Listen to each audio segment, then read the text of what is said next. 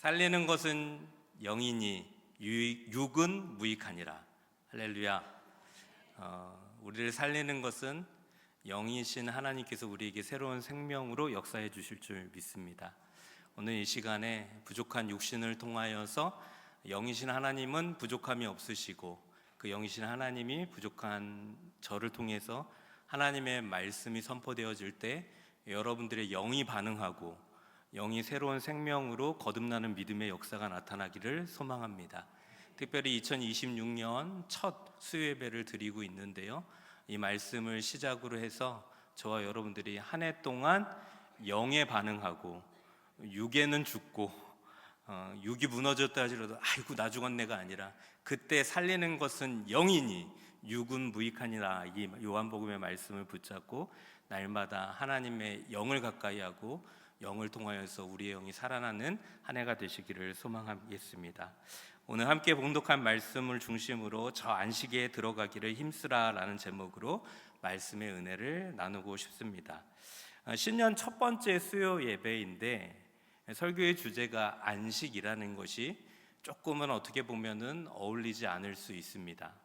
왜냐하면 신년이 되고 새해가 되면 우리는 새로운 계획을 하고 새로운 도전과 그래 한번 열심히 좀 살아보자, 물론 작심삼일이란 말이 있기는 하지만 아직까지 그 계획과 그 도전과 그 열정은 유효한 줄 믿습니다. 그래서 열심히 달려가려고 하는데 안식하면 우리가 일반적으로 생각하는 것이 쉼, 휴식, 멈춤인데 지금 아직 멈출 때가 아니고 열심히 달려가야 될 이 때에 안식이 웬 말이냐라고도 생각할 수 있을 것 같습니다. 그러나 오늘 말씀에서 하나님께서 우리에게 허락해 주시는 안식의 개념, 그리고 안식 속에 숨겨져 있는 하나님의 진의를 발견하면서 우리가 하나님께서 준비하신 안식 속으로 들어가서 하나님의 은혜를 마음껏 누리며 그 은혜 안에서 기쁨과 감사가 넘치는 한 해가 되시기를 소망하겠습니다. 안식이라는 단어를 누가 가장 먼저 썼을까요? 우리가 잘 알고 있듯이 안식이라는 단어는 창세기 말씀에 하나님께서 가장 먼저 쓰셨습니다. 안식이라는 단어를 설명할 때, 안식의 개념을 설명하실 때 하나님께서는 이 안식을 단순히 그냥 쉼의 삶의 형태로 설명하는 것이 아니라 어떤 날로 설명하셨습니다. 하나님께서 이 땅을 창조하셨는데 첫째 날부터 여섯째 날까지 아름답게 피조 세계를 창조하셨습니다. 하루하루 창조하신 다음에 하나님께서 뭐라고 말씀하셨죠? 보시기 좋았더라 라고 말씀하셨습니다. 마지막 창조날에 저와 여러분들을 하나님의 형상답게 창조하신 다음에 아무리 봐도 아름답긴 한데 이거 그냥 내가 보기에 아름답다라고 이 문장을 끝낼 수가 없다. 그래서 거기다 하나를 덧붙였죠. 뭐라고 덧붙였습니까? 야, 이거 심하게 아름다운데? 여러분들 거울 보면은 심하게 아름다우세요? 그러나 여러분들, 내가 내 배 아파서 난 자녀들은요, 남들이 다 이상하게 생겼다 할지라도 내 자녀는 예뻐요. 근데 이쁜 게 그냥 이쁜 게 아니라, 보통 이쁜 게 아니라 어떻게 예뻐요? 심하게 예뻐요. 동의하십니까? 아멘. 네. 그게 이제 자녀의 바보들이죠, 부모들이. 하나님도 마찬가지세요. 마지막에 하나님의 형상으로 우리를 창조하신 다음에 야, 얘네들 너무 예쁜데 나 이 문장을 그냥 이렇게 끝낼 수가 없다, 그렇게 생각하시면서 가만히 보시면서 내가 보시기에 심히 좋았다라고 말씀하십니다. 그런 다음에 7일째 때 하나님께서 선포하시는데 안식을 선포하십니다. 첫째 날부터 여섯째 날까지 이것도 창조하고 저것도 창조하니 얼마나 바쁘셨겠어요.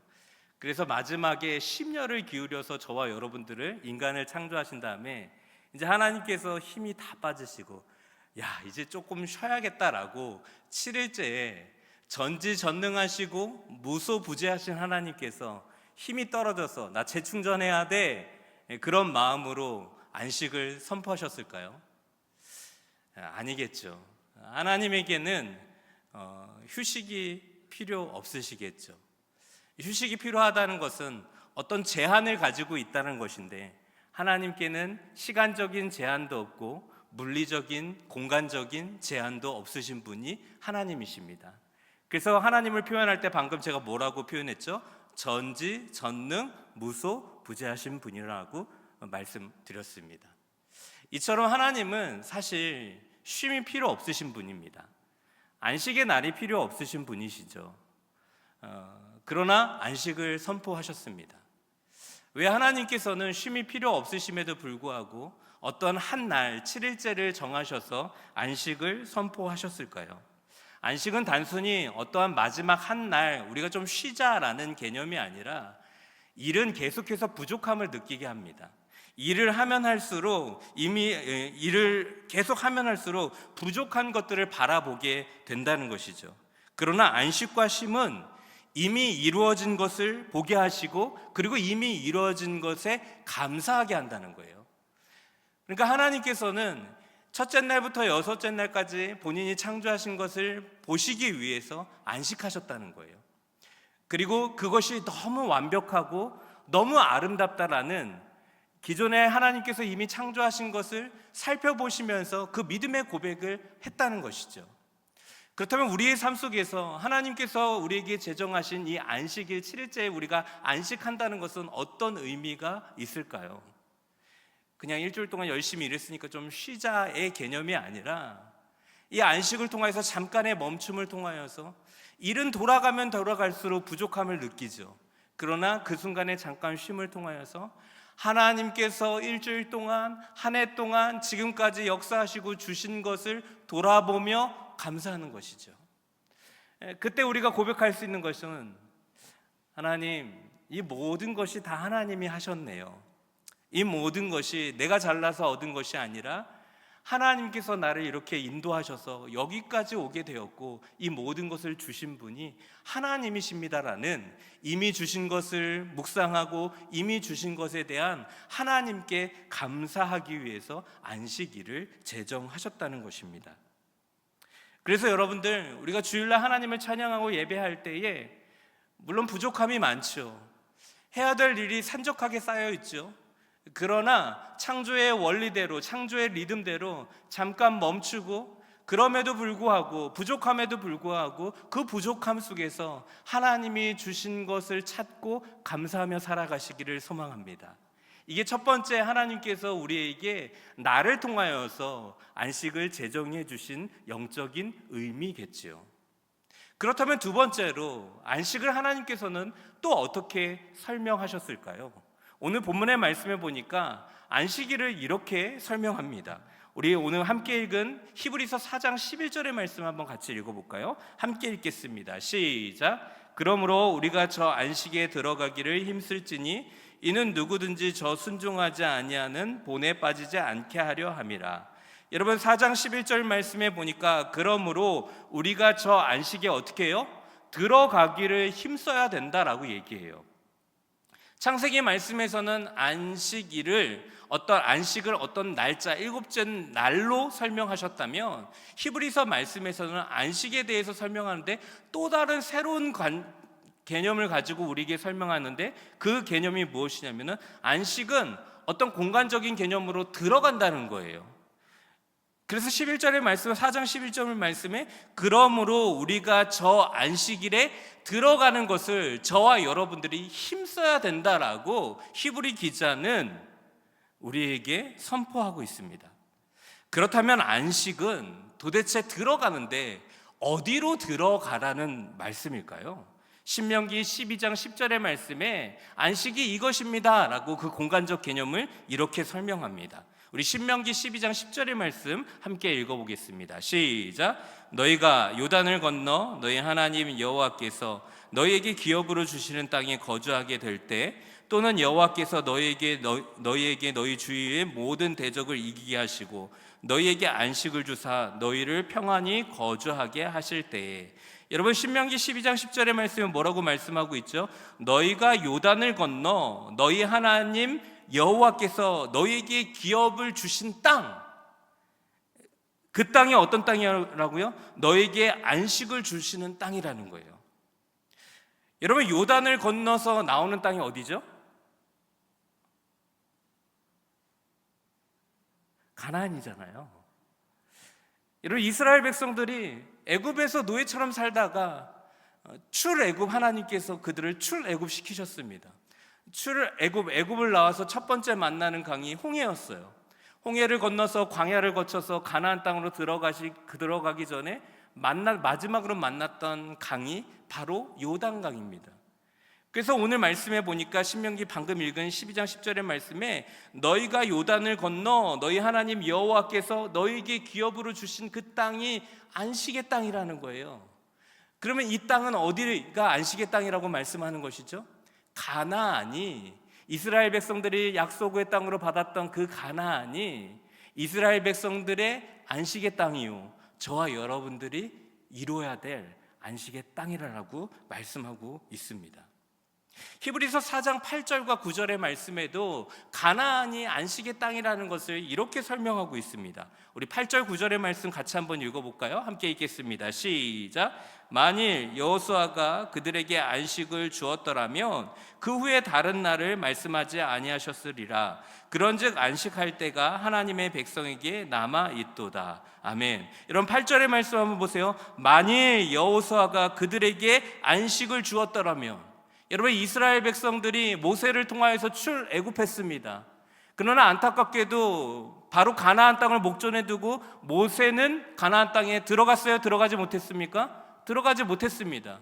그리고 모세의 뒤를 이어서 제 두 번째 후임 지도자가 여호수아였죠. 이스라엘 백성들은 이제 여호수아의 인도하심을 받아서 가나안 땅에 들어가게 됩니다. 그래서 히브리서 4장 8절의 말씀에 만일 여호수아가 그들에게 안식을 주었다면, 여호수아의 인도하심을 받아서 이스라엘 백성들이 간 땅은 바로 안식의 땅 가나안이라는 거예요. 그런데 그 가나안이 그 안식의 땅으로 넘어가는 것이 아니라 히브리서 말씀은 한 단계 더, 땅의 개념에서 한 단계 더 나가는데, 그 땅도 안식의 땅이긴 하지만 그 약속한 땅이 곧 예수 그리스도의 놀라우신 그 은혜를 통하여서 우리에게 참 안식을 주시는 분이 있는데, 그분이 곧 예수 그리스도라고 말씀하고 있어요. 그러니까 신명기 말씀에서는 안식의 땅이 있는데 그 땅이 가나안이라고 얘기하고 있고, 히브리서 말씀에서는 안식의 땅이 가나안인데 더 나아가서 우리에게 온전한 참 안식을 주시는 분이 단순히 땅의 개념이 아니라 하나님의 통치를 받고 예수 그리스도를 주인 삼아서 살아가는 그 모든 삶이 안식의 땅이라고 히브리 기자는 그 안식의 개념을 공간에서 통치의 개념으로 확장해서 우리에게 설명하고 있다는 것이죠. 그래서 여러분들, 우리가 가나안 땅에 들어가는 것도 안식의 조건이긴 하지만 사실상 이스라엘 백성들도 가나안 땅에 들어갔지만 그들은 타락했어요. 그래서 장소보다 더 중요한 것은 약속의 땅, 안식의 땅, 가나안 땅에 들어갔을 때 참 안식은 그 땅에서 누구의 통치를 받는 것이죠? 여호와 하나님의 통치를 받는 것이죠. 그러나 안타깝게도 이스라엘 백성들은 가나안 땅, 안식의 땅에 들어갔음에도 불구하고 신명기 말씀에서 안식의 땅이 가나안입니다 라고 설명해서 그 땅에 안전하게 하나님의 인도하심을 받아서 들어갔지만 그들이 하나 잃어버린 것이 있었죠. 땅에 들어간 순간부터 다 모든 것이 이루어졌다고 생각했지만 그것이 아니라 우리에게 참 안식을 주시는 분은 그곳에서도 바알과 아세라신, 그 신을 섬기는 것이 아니라 그 신의 통치를 받는 것이 아니라 누구의 통치를 받아야 된다고요? 하나님의 통치를 받을 때 우리 안에 참 안식이 온다라는 것을 설명하고 있습니다. 그래서 결론적으로 신명기 말씀과 히브리서 말씀에서는 안식의 개념을 어떤 공간으로 설명하는데 그 공간이 어디라고요? 가나안 땅이라고 설명하고 있습니다. 제가 그림을 하나 준비해 왔는데요, 이 그림 한번 수학에서 한 번쯤 보신 그림일 거예요. 여러분, 오른쪽에 가운데 노란색 광야를 중심으로 왼쪽에서 오른쪽으로 이스라엘 백성들이 출애굽해서 가나안까지 가는 여정이 화살표로 그려져 있습니다. 애굽에서는 안식이 없었죠. 쉼이 없었어요. 그들의 노역이 너무나도 힘들었어요. 그래서 하나님께 그들이 기도했죠. 하나님, 여기서 살기가 너무 힘들어요. 그들의 울부짖음을 하나님께서 들으시고 결정하시고 모세를 세우셔서 이스라엘 백성들을 저 보이는 애굽에서 출애굽시키십니다. 그러면서 광야를 거쳐서 하나님의 약속의 땅, 안식의 땅 가나안까지 그들의 삶을 인도하신다는 것이죠. 그런데 여러분들, 이게 그냥 단순히 이스라엘 백성들이 애굽을 거쳐 광야를 거쳐 가나안으로 갔습니다, 그냥 이러한 어떤 신앙의 여정으로 끝나는 것이 아니라, 어떻게 보면은 이 애굽과 광야와 가나안을 거쳐서 살아가는 모든 그 삶의 방향이 우리가 하나님 앞에서 구원받고 어떻게 하나님의 은혜로 그 놀라우신 은혜를 입어서 힘있게 살아가는 성도의 삶의 모습을 보여주는 과정과도 같다는 거예요. 그래서 우리는 신앙의 어떤 여정, 그리고 신앙의 믿음의 연조, 신앙의 연수와 상관없이 방금 보여드린 이 그림의 첫 번째 그림은 어디요? 애굽. 다시 한번 보여주시겠어요? 광야, 가나안. 누구든지 여기 안에는 분명하게 있다는 거예요. 그러나 우리가 직분을 받고 내가 아무리 목회자가 되었다 할지라도 가나안에 들어가고 있다라고 착각하는 사람들이 있을 수 있다는 것이죠. 그러나 목회자건 직분자건 성도에 불과하건 우리 모두 다 우리의 인생의 여정 가운데 누구는 애굽에 있고 누구는 광야에 있고 누구는 가나안에 있다는 것이죠. 내가 교사를 몇 년 하건 내가 어떤 직분을 갖고 이 교회에 몇 년 다니든 상관없이 우리 모두는 저 세 가지의 카테고리 속에 분명하게 들어있다는 것입니다. 자, 여러분들에게 질문 드리고 싶어요. 여러분들은 애굽에 있어요? 광야에 있어요? 가나안에 있으십니까? 잘 모르겠죠? 그래서 제가 준비했습니다. 광야에서의 삶의 특징, 애굽에서의 삶의 특징, 가나안에서의 삶의 특징을 이렇게 정리해 보는 것이죠. 보이세요, 여러분들? 애굽은 제가 한번 읽어볼게요. 애굽에 살아가는 사람들의 삶의 주인은 누구일까요? 사단이에요. 누구의 지배를 받을까요? 악령의 지배를 받고 살아요. 구원받지 아직 못했던 거죠. 아직 죄인에서 의인으로 되지 못한 상태를 이야기합니다. 여전히 죄의 굴레 속에 죄의 노예로서 애굽에서 살아가고 있는 것이죠. 이런 사람들이 어디에 소속되어 있고 어떤 사람이라고 얘기하냐면 육에 속한 자라고 이야기해요. 그래서 이 사람들을 불신자라고도 얘기하고 있고 아직은 의인이 아니라 죄인이라고도 얘기합니다. 이런 사람들의 삶의 특징은 무엇일까요? 거룩이 아니에요. 쾌락이에요. 비방이에요. 경건하지 못한 삶을 살아갑니다. 또 하나의 특징은 무엇입니까? 날마다 나의 미래를 어떻게 살아갈까 고민하면서 운수를 날마다 보면서 살아갑니다. 그리고 오히려 예수님을 믿는 믿음의 사람들을 야, 하나님이 어디 있어? 라고 얘기하면서 믿음의 사람들을 핍박하면서 살아갑니다. 여기 앉아 계신 저와 여러분들에는 애굽에 있는 사람들은 없을 수도 있을 것 같아요. 그러나 주님은 아시겠죠. 두 번째, 광야에서 살아가는 사람들의 삶의 특징은 무엇일까요? 이 광야에서 살아가는 삶의 주인은 누구일까요? 나예요. 여전히 나 중심. 이 사람들은 누구의 지배를 받을까요? 양영의 지배를 받아요. 어둠의 권세의 영의 지배를 받기도 하고 예수 그리스도의 성령의 은혜를 받기도 해요. 그래서 수학에서 이야기했던 것처럼 A와 B의 가운데 교집합 속에 있어서 A에도 영향을 가지고 있고 애굽에게도 영향을 가지고 있고 가나안에게도 영향을 받고 있는 거예요. 그래서 이럴 때는 세상에 속하고 저럴 때는 하나님의 나라에 속한 것처럼 살아가는 것이죠. 그래서 마치 인생에 모드가 있어요. 똑딱똑딱 스위치가 있어요. 교회 올 때는 가나안 모드로 딱 바뀌어요.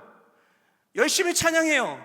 열심히 예배해요. 눈물을 흘려요. 아멘으로 화답하고 교회당을 예배당을 나가는 동시에 또 하나의 스위치가 발동되어 갖고 모드가 딱 바뀌는데 그 모드가 어떤 모드로 바뀌어요?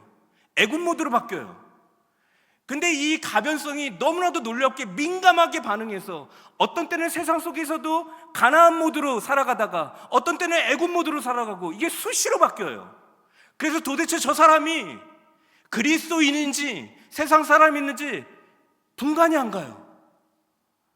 우리 엄마가 교회는 다니는데 언제는 가나안에 속한 사람처럼 권사님처럼 행동하는데 언제는 권사님과 전혀 상관없는 삶에 살아가는 모습을 통하여서 우리 자녀 세대들이 헷갈려하고 있어요. 우리 엄마가 다니는 교회, 우리 아빠가 다니는 교회, 우리 엄마 아빠가 믿는 하나님은 어떤 하나님인지 헷갈려요. 왜냐? 모두가 수시로 바뀌거든요. 이럴 때는 이렇게, 저렇게 때는 저렇게. 왜? 누구의 지배를 받았기 때문에요? 양영, 사단의 지배와 성령의 지배를 동시에 받고 있기 때문에 이럴 때는 여기를 선택하고 저럴 때는 자기의 효율성과 이성적으로 여기를 선택하면서 왔다 갔다 하는 것이죠. 이런 사람들을 어떤 사람이라고 얘기할까요? 그리스도인이긴 해요. 그러나 육적 그리스도인이에요. 또 이런 사람들은 누구라고 얘기할까요?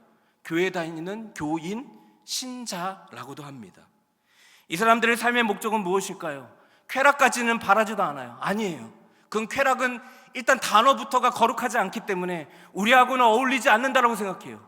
그러나 쾌락이라는 목적으로 살아가진 않지만 그의 삶의 목적은 여전히 마음속 깊숙한 곳에 소유가 인생의 목적이에요. 이 소유 때문에 하나님을 부르짖죠. 이 소유 때문에 하나님의 이름을 부르짖고 하나님을 붙잡기도 합니다. 그리고 그 소유를 잃어버렸을 때 때로는 그 하나님을 원망하기도 합니다. 변덕이 죽 끓듯이 끓죠. 경건한 모습이 있어요. 경건한 모양만 있을 뿐이에요. 그래서 누가 봐도 저 사람은 경건한데? 라고 생각하게 합니다. 이 사람이 늘 무엇을 볼까요? 애굽에 살아가는 사람들은 늘 세상의 운수를 보고 사주팔자를 보고 그렇게 살아간다면 광야에 살아가는 사람들은 하나님을 보긴 해요. 그러나 그는 늘 하나님의 손만 봐요. 하나님의 능력에만 관심이 있어요. 그래서 늘 하나님께 나와서 하나님, 나에게 이런 능력을 허락하여 주십시오라고 고백해요. 교회에서 열심히 하는 사람들을 보았을 때 와, 저 사람 정말 열심히 하네, 축복하고 축하하는 것이 아니라 네가 뭔데? 오히려 열심히 하는 사람들을 시기하고 질투합니다. 여러분 어떠세요? 마지막 세 번째, 가나안에 속한 사람은 어떤 삶일까요? 가나안에 속한 사람들의 주인은 하나님이에요. 누구의 지배를 받을까요? 늘 성령의 은혜를 받아요. 주님, 성령의 은혜로 나를 이끌어가 주십시오. 이런 사람들은 그리스도인인데 육적 그리스도인이 아니라 영적인 그리스도인이에요. 늘 영에 갈망해요. 찬양을 할 때도 하나님, 하나님의 영으로 나를 덧입혀 주십시오. 말씀을 들을 때에도 하나님, 목사님이 선포하시는 그 말씀을 통해서 내 영이 찔러 쪼개져서 내가 내려놓지 못하는 것도 하나님의 말씀 앞에, 오늘 우리 샬롬 찬양단이 찬양했잖아요. 그 말씀 앞에 두려워 떠는 자, 주님, 제 힘으로는 내려놓지 못하지만 영이신 하나님께서 나를 다스려 주셔서 내려놓게 하시고 성령의 인도하심을 받게 하여 주시옵소서. 이런 사람들을 증인이라고 얘기하죠. 이런 사람들을 제자라고 얘기해요. 이런 사람들의 삶의 목적은 무엇일까요? 쾌락이 아니에요. 소유가 아니에요. 이런 사람들의 삶의 목적은 늘 주님과 함께 동행하며 어디를 가든지 무엇을 하든지 어떤 상황이든지 하나님의 손을 놓지 않고 주님, 나와 동행해 주세요. 주님, 내가 주님의 손을 꼭 잡고 가시고 싶습니다. 주님요, 두 손을 꼭 잡고 갑니다. 이게 삶의 목적이죠. 그래서 이 사람들은 날마다 찬양해요. 하나님, 내 안에 역사하신 그 하나님을 찬양합니다. 하나님이 늘 역사하시니까 당연히 경건의 모양이 있죠. 근데 모양으로 끝나는 게 아니에요. 경건의 능력이 있어요. 죽은 내 영혼을 살리고 주변의 영혼들을 살리기 시작해요. 왜냐하면 내 영이 내 속에서 역사하는 것이 아니라 내 속에서 역사하시는 것은 누구예요? 하나님의 영이. 하나님의 영은 제가 제일 처음에 선포했죠. 어떤 말씀? 요한복음 6장 63절 말씀.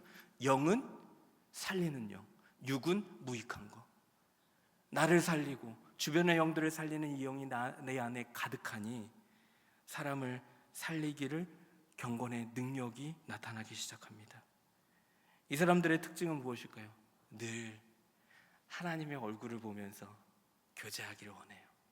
우리 이런 거 있잖아요.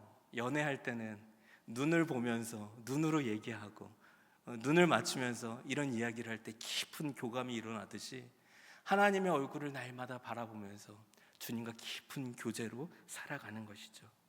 이런 사람들은, 믿는 사람들이 저 사람이 열심히 하면 축복해줘요. 그러면서 자기도 도전받죠. 나도 저렇게 해야 되겠다. 내가 목회자인데 저 집사님보다 제가 더 못하고 있네. 집사님 너무 감사해요. 제가 목회자임에도 불구하고 부끄러울 때가 있었어요. 그런데 제가 집사님께 솔직히 얘기해요. 저 집사님 때문에 제가 너무 도전받았어요. 저도 열심히 기도할게요. 제 영이 살아나기를 소망해요. 서로 살아나는 것이죠. 여러분들은 애굽에 계세요? 광야에 계세요? 가나안에 계세요? 어디 계세요? 가나안에 있는 줄 믿습니다. 그런데 안타깝게도요, 우리 교회는 그런 분들은 없겠지만 한국 교회의 성도들의 80%가 광야에 머물러 있대요. 교회는 열심히 다니지만 더 깊이 사역하면 피곤해지고 힘들어질까 봐, 그렇다고 하나님을 떠나가기는 쉽지 않잖아요. 그래서 하나님께 잡힐 듯 말 듯한 데 앉아 있어요.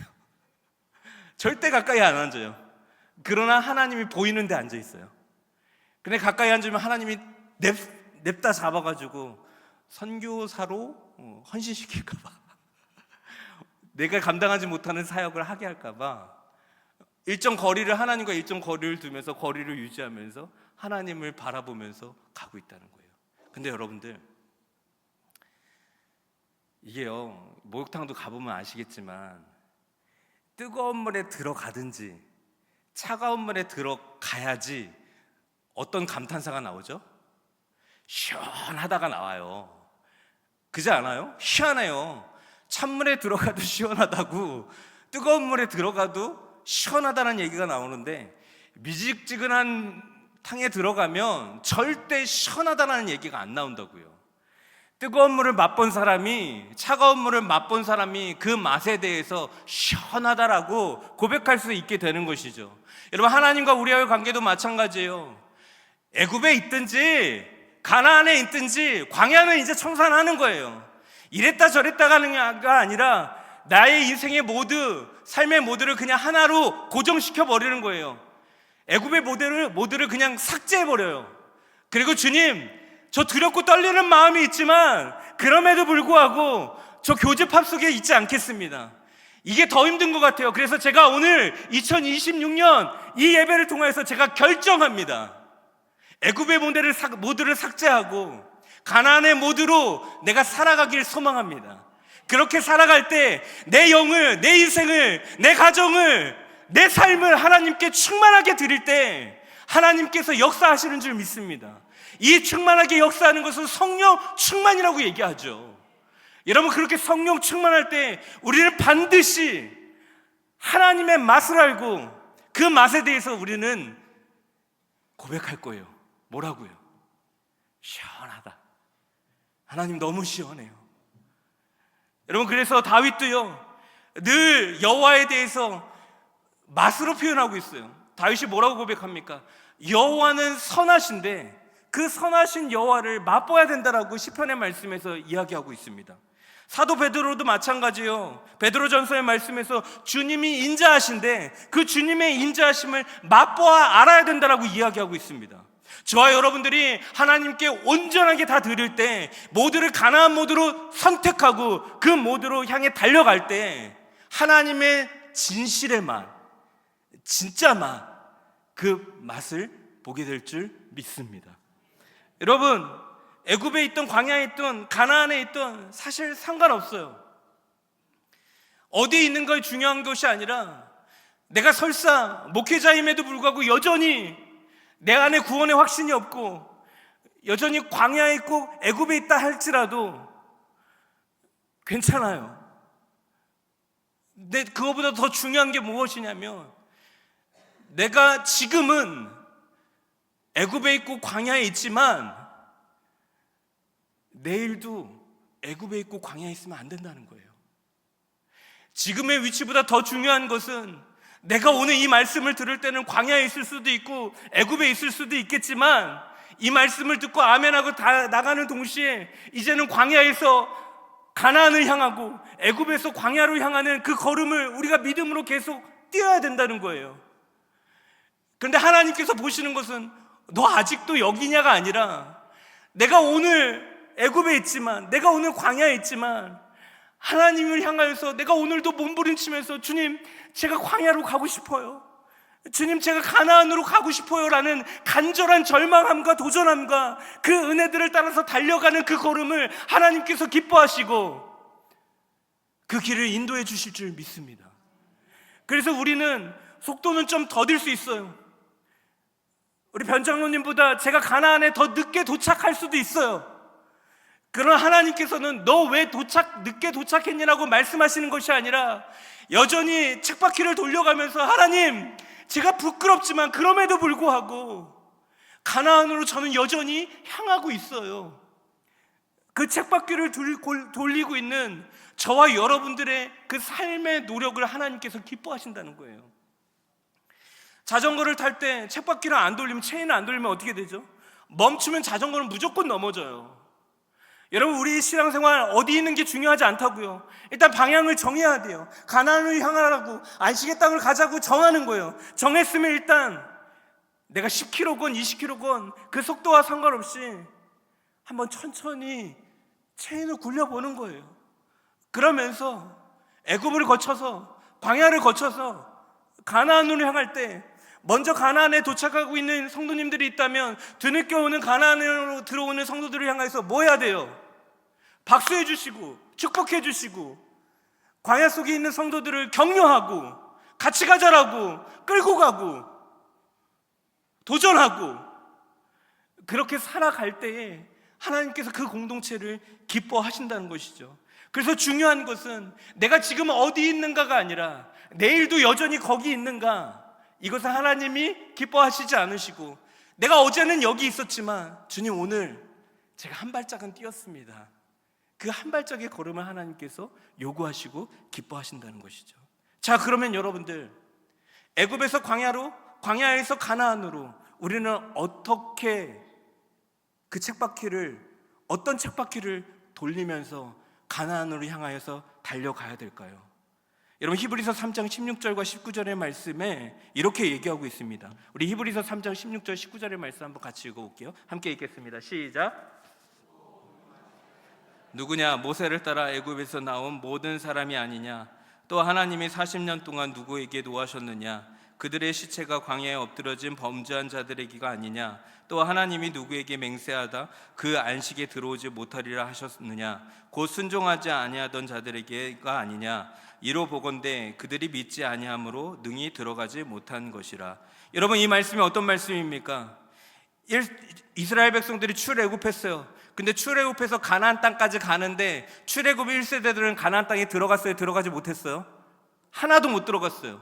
그럼 출애굽 1세대 중에 유일하게 가나안 땅에 들어간 사람들이 있죠. 누구죠? 여호수아와 갈렙이에요. 그리고 출애굽 2세대들만 여호수아와 갈렙의 인도함을 받아서 가나안 땅에 도착했다고요. 근데 히브리 기자가 출애굽 1세대들이 다 같이 가나안 약속의 땅, 안식의 땅을 하나님께서 보여주셨는데 그들이 중도에 가나안까지 도착하지 못하고 광야에서 머물고 애굽에서 머무른 이유가 있다는 거예요. 그 이유를 알면 우리는 어떠한 일이 있어도 그 쳇바퀴를 돌리면은 우리는 어떻게든 가나안 땅으로 들어갈 수 있다는 것이죠. 그 원인, 이유를 찾으면. 근데 그 이유가 뭐냐면 18절의 말씀에 이렇게 얘기하죠. 한번 보여주세요. 또 하나님이 누구에게 맹세하사 그의 안식에 들어오지 못하리라 하셨거늘. 가나안 땅에 들어가지 못한 이유가 곧 뭐요? 순종하지 않았다라고 얘기해요. 그리고 19절의 말씀에 이로 보건대 그들이 믿지 아니함으로 능히 가나안 땅에, 안식의 땅에 들어가지 못했다라고 얘기해요. 이 말씀을 정리합니다. 가나안 땅에 들어가야 되는데 이스라엘 백성들 1세대가 가나안 땅에 들어가지 못한 이유가, 첫 번째 안식의 땅에 들어가지 못한 이유가 순종과 믿음과 관련이 있다는 거예요. 그러니까 가나안 땅에 들어가려면은 우리의 믿음을 날마다 점검해야 돼요. 그리고 가나안 땅에 들어가려면은 우리의 믿음에 근거한 순종을 날마다 점검하면서 쳇바퀴를, 믿음의 쳇바퀴와 순종의 쳇바퀴를 돌릴 때 가나안 땅으로 들어갈 수 있다라고 이야기하고 있는 것입니다. 그렇다면 도대체 어떤 믿음, 어떤 순종이 애굽에서 광야로, 광야에서 가나안으로 우리를 이끌어 가실까요? 여러분, 공교롭게도 그림 한번 보여주시겠어요? 애굽에서 광야, 광야에서 가나안 땅으로 갈 때 공교롭게도 애굽에서 광야로 넘어가는 시점에 이스라엘 백성들이 경험한 강이 있어요. 그 강이 뭐예요? 홍해예요. 그리고 광야를 거쳐서 가나안으로 건너갈 때 공교롭게도 경험한 강인데 그 강이 요단강이에요. 근데 이스라엘 백성들이 첫 번째 홍해에서 하나님께서 그들에게 요구한 믿음과 순종이 있어요. 이 믿음과 순종을 거쳐서 또 광야를 뚫고 가나안으로 들어갈 때 요단강을 통하여서 하나님께서 이스라엘 백성들에게 요구한 믿음과 순종이 있다고요. 근데 그게 뭘까요? 먼저 홍해예요. 우리 홍해에 대해서 한번 말씀 보겠습니다. 출애굽기 14장 13절 14절이에요. 함께 읽겠습니다. 시작. 모세가 백성에게 이르되 너희는 두려워하지 말고 가만히 서서 여호와께서 오늘 너희를 위하여 행하시는 구원을 보라. 너희가 오늘 본 애굽 사람을 영원히 다시 보지 아니하리라. 여호와께서 너희를 위하여 싸우리니 너희는 가만히 있을지어다. 여러분, 홍해 앞에서 놓고 하나님께서 우리 이스라엘 백성들에게 믿음과 순종을 요구하는데 어떤 믿음과 순종을 요구하세요? 너희들 홍해 앞에 가만히 있으라는 거예요. 이게 믿음과 순종이에요. 뒤에서는 바로의 군사들이 따라오는데, 그리고 앞에서는 홍해로 막혀 있는데 도망가지 말고 일단 가만히 있으라는 거예요. 웨이팅하고 기다리고 있으라는 거예요. 그러면 기다렸더니 어떻게 해요? 기다렸더니 어떤 믿음의 행동도 아니에요. 그냥 방향만 바꾸고 기다렸더니 홍해가 열렸어요. 이스라엘 백성들이 한 게 아무것도 없어요. 아무것도 없다고요. 대표로 그냥 모세가 한번 했을 뿐이지 이스라엘 백성들은 믿음의 반응이 한 게 아무것도 없고 그냥 가만히 서서 기다렸더니 홍해가 열리기 시작했어요. 이것은 어떤 믿음일까요? 기적이 이스라엘 백성들의 건너갈 수 있는 믿음을 만든 거예요.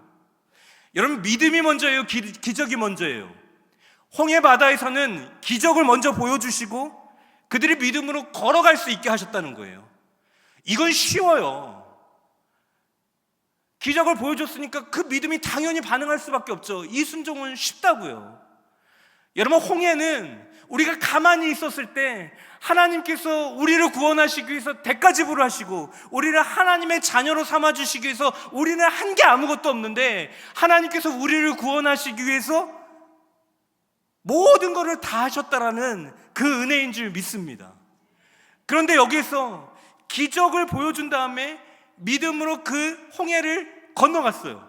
그래서 광야를 거쳐서 가는데 이제 가나안으로 가야 될 때는 무슨 강이 나와요? 요단강이 나와요. 근데 요단강에서는 어떤 믿음과 어떤 순종을 요구할까요? 우리 마지막이에요. 여호수아 3장 12절 13절 말씀 같이 한번 읽어보겠습니다. 함께 읽어보겠습니다. 시작. 한 사람씩 12명을 택하라. 온 땅의 주 여호와의 궤를 맨 제사장들이 발바닥이 요단 물을 밟고 멈추면 요단 물 곧 위에서부터 흘러내리던 물이 끊어지고 한 곳에 쌓여 서리라. 여러분, 13절의 말씀에 뭐라고 얘기해요? 요단강이 기적이 먼저 일어난 것이 아니라 발바닥에 요단강을 담그고 건너가라는 거예요. 그러면 여러분들, 이게 기적이 먼저예요? 믿음이 먼저예요? 믿음이 먼저예요. 홍해하고 요단강은 차원이 달라요. 홍해는 기적을 먼저 보여주시고 너 나랑 같이 갈래? 오케이, 순종, 가요. 이건 초신자 믿음. 애굽에서 광야로 갈 때는 초신자. 기도만 했다면 하나님이 다 응답해줘. 그냥 다 돼. 그냥 와, 하나님 좋은 하나님. 근데 직분 받고 신앙생활 좀 하다 보니까 저 초신자보다 기도 응답이 더 안 되는 거죠. 왜 그럴까요?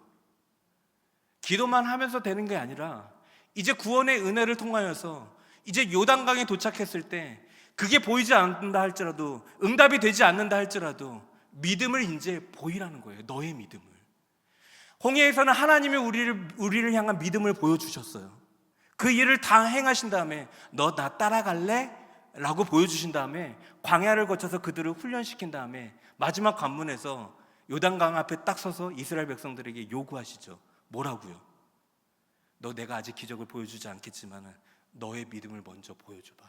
내가 지금까지 너에게 보여준 믿음들 있지, 그거에 근거해서 네가 지금 요단강이 갈라지진 않았지만 먼저 믿음의 삶을 살아봐.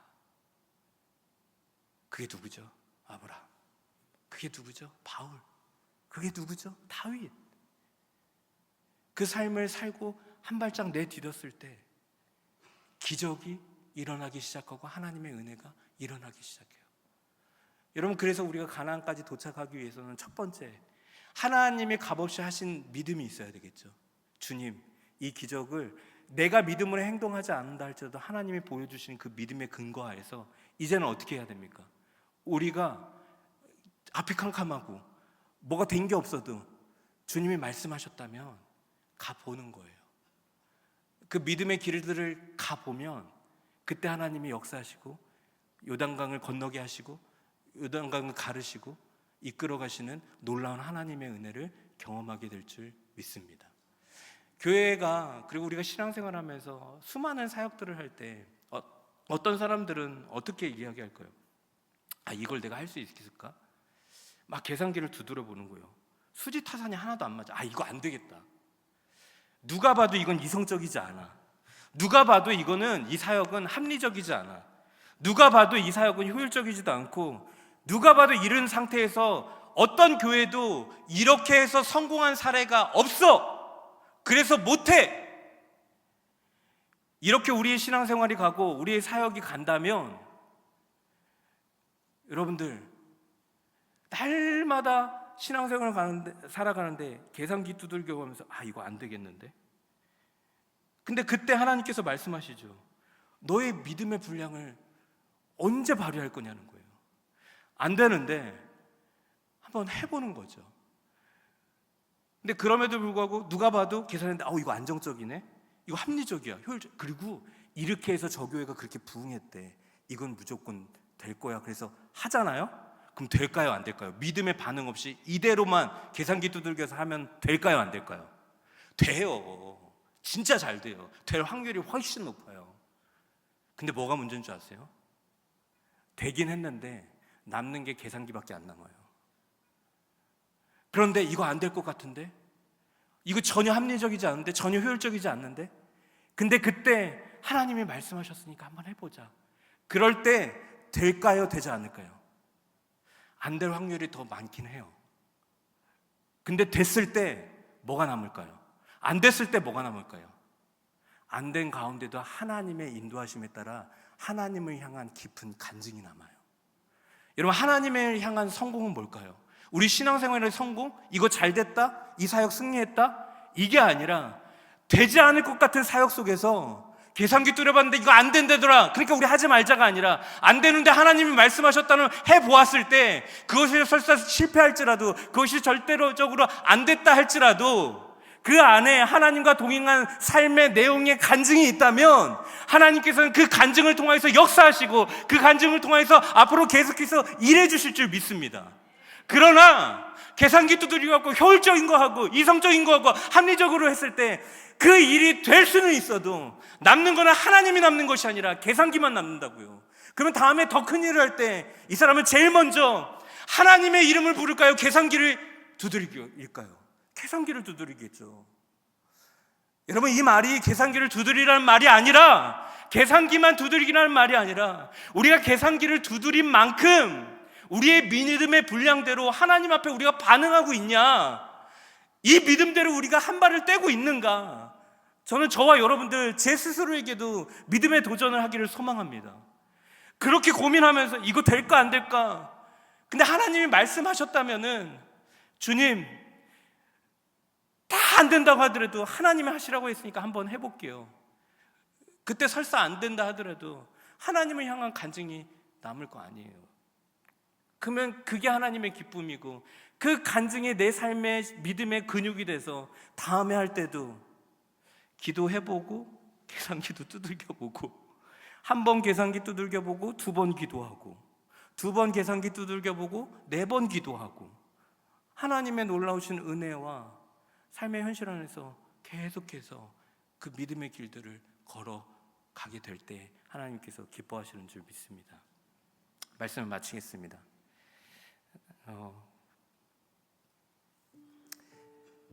3주 전에 제가 서울에서 사역했을 때 같이 10대 사역을 같이 했던 청년이 현대자동차 다니는데 차장으로 승진했다고, 이렇게 차장으로 승진하면은 리플래시 휴가라고 한 달 정도 휴가를 준대요. 그래서 뭘 하면 좋을까 하다가 목사님 그냥 밥이나 한번 사주면 좋겠다 해서 월요일 날 갑자기 내려왔더라고요. 그래서 야, 먹는 김에 맛있는 거 먹자 그래서 제가 이제 얻어먹으니까 갔는데, 담양에 가서 맛있는 고기를 먹으면서 이런저런 얘기를 하는데 얘가 신앙이 보통이 아니네요. 리프레시 휴가 동안에 선교를 가려고 휴가비하고 모은 돈을 목사님 저 아프리카 선교 가려고 지금 준비하고 있어요 그러고 있더라고요. 그래서 아직 저하고 10살 차이 나는데 아직 결혼을 못했어요. 얘가 남자인데, 야 선교 가지 말고 자매들 있는데 좀 가갖고 멋있게 좀 기도도 하고 연애 좀 해라. 내가 그렇게 목사인데도 그렇게 얘기했어요. 선교 가지 말라고. 근데 그렇게 신앙이 좋은 친구인데 새벽 6시에 출근해갖고 10시까지 열심히 일해가지고, 이 친구가 개발한 게 캐스퍼 그리고 PV5 요번에 전기차로 나온 그 봉고차 있죠. 이거를 개발한 친구인데 일주일 내내 그렇게 열심히 일하고도 토요일은 또 교회 가갖고 뭐 사역한다고 애들 가르친다고 하고 주일도 막 그렇게 열심히 하는 애예요. 그래서 야, 너 안 힘드냐 그랬더니 솔직히 좀 힘든데, 근데 뭐가 힘드냐 그랬더니 육신이 힘든 게 아니라, 목사님 제가 직장 생활 해보고 나니까 열심히 산다고 사는데 돈 버는 게 만만치 않다는 거예요. 서울에다가 월급쟁이로 아파트 사서 결혼하기가 쉽지 않대요. 그러면서 저한테 무슨 질문을 했냐면, 목사님 제가 요즘에 고민이 하나 있는데 그 고민이 뭐냐면요, 11조를 지금 열심히 내고 있는데 새 전 11조를 내야 될지 새 후 11조를 내야 될지 모르겠대요. 왜 그런 고민을 해? 그랬더니 국가가 세금을 엄청 떼어가는 거예요.